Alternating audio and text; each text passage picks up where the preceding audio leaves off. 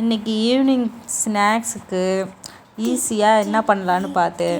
உருளைக்கிழங்கு இருந்துச்சு, வெங்காயம் இருந்துச்சு. இதை வச்சு பஜ்ஜி போட்டுடலாம் அப்படின்ட்டு பஜ்ஜி மாவு, சக்தியோட பஜ்ஜி மாவை மட்டும் வாங்கிட்டு வந்து அதில் நம்ம உருளைக்கிழங்க அப்படியே நினச்சி போட்டுட்டோன்னா பஜ்ஜி ஈஸியாக முடிஞ்சுச்சு.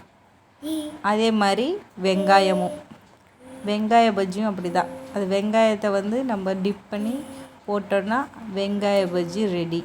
இவ்வளோதாங்க, ஈஸியாக ஈவினிங் ஸ்நாக்ஸ் முடிஞ்சுச்சு. இது கொஞ்சம் எண்ணெய் செலவாகும், ஒரு 30 ரூபா மாவு செலவாகும்.